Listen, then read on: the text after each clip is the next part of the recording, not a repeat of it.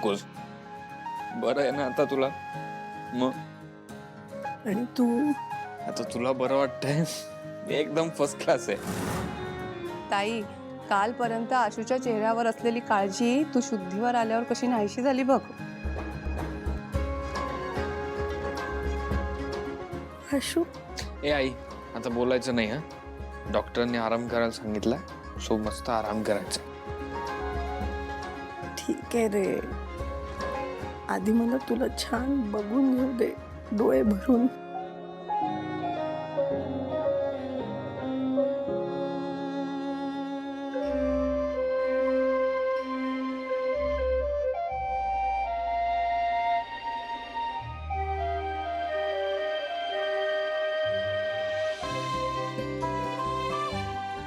अरे शिवा, तू इथं का बसली?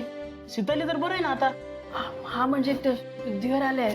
अगं मग चांगली गोष्ट आहे ना, तू तर खुश असायला पाहिजे. ए भाई, चेहरा बघ ना तिचा, खुशच आहे ती. पण आता सीतेला भेटता येणार नाही ना तिला, कारण त्यांना भेटली आता ती तर त्यांची तब्येत अजून बिघडणार. बरोबर ना? तेच मला कळत नाही मी काय करायला पाहिजे. काम कर, हे घे पेढे वाट सगळ्यांना हॉस्पिटलमध्ये. अगं शिवा, तुला आज जाता येणार नाहीये ना, पण म्हणून आपण बाहेर आनंद व्यक्त करू शकतो ना. कळते का तुला? चला चला मग, चला चला चल चल चल चल चल. भाई का उत्सव.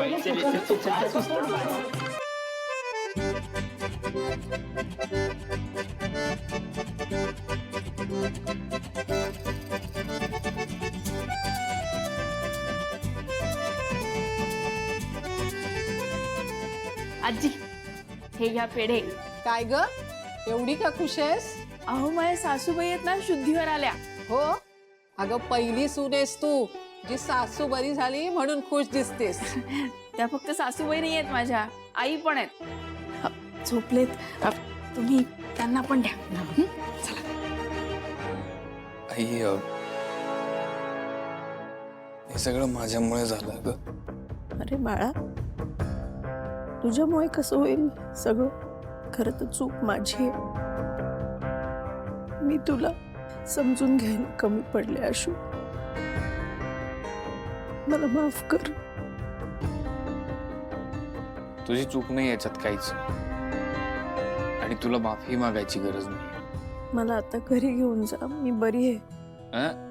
आत्ता आराम करायला सांगितलंय 2 दिवस. डॉक्टर ऑब्झर्वेशन खाली ठेवणार आहेत आणि मग घरी जाऊनही आराम करायचा, दुसरं काही नाही करायचं. मी तुझी आई आहे ना. किती त्रास करून घेतला स्वतःला? काय इतका त्रास करून घेतेस? इतके दिवस हे जे तुझ्या मनात विचार चालू आहेत ना, त्याचे परिणाम आहेत हे. मी बरी आहे आता. अगं तू म्हणतेस तू ठीक आहेस, पण तुझा त्रास कळतोय ना मला. आणि तुझा त्रास फक्त मला कळतो, तरी घरातल्या कोणीच सांगितलं नाही मला माझी आई आजारी येते. अगं असं काही नाहीये, तुम्ही मीटिंगला गेला होतात ना.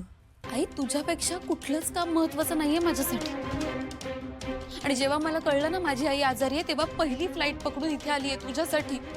तशी काही अडचण नव्हती इथे. माझं औषध पाणी सगळं नीट झालं, ऑपरेशन सुद्धा व्यवस्थित झालं. आणि तुला माहितीये, सगळं आशूने केलं. हे आणि लक्ष्मण भाऊजी नव्हते ना, अचानक सगळं त्याच्यावरच येऊन पडलं. आणि त्याने खूप जबाबदारीने सगळं निभावलं. म्हणजे आशूला माफ केलंस तू? माफ करण्याचा प्रश्न येतोच कुठे? मुलगा आहे तो माझा. म्हणजे त्याच्या जाळ्यात अडकलीस ना? नाही, मान्य आहे मला, मान्य आहे तू त्याची आई आहेस. 4 शब्द आपल्या मुलाने चांगले म्हटल्यानंतर तुझं काळीच विरघळलं असेल, मान्य आहे ना? म्हणून विसरलीस तो तुझ्याशी कसा वागला ते? शिवाला कसा घेऊन गेला होता तुझ्या समोरून, शिवासाठी घर सोडलं होतं, तुला सोडलं होतं ना त्याने.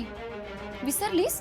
ही आता जी काही तुझ्यावर वेळ आली आहे ना, ती फक्त आशूमुळे आली. आई, 1 मिनिट, हे सगळं काही आशूमुळे झालं नाहीये. फक्त मी त्याला समजून घ्यायला कमी पडले.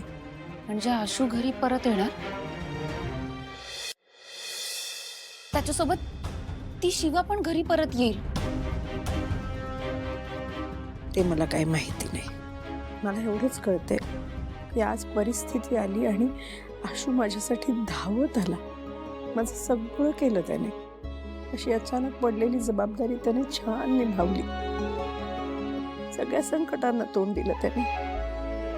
आज मी जी धडधाकट इथे आहे, बसली आहे, तुझ्याशी बोलतेय ना, ते फक्त आशूमुळे आहे. आणि किती गोष्टी करायचा प्रयत्न करतोय तो. स्वतःच्या पायावर उभं राहण्याचा प्रयत्न करतोय, नोकरी सुद्धा करतोय. खूप कौतुक आहे मला त्याचं. कीर्ती, हे बघ, या सगळ्याचा विचार तू आता करू नको.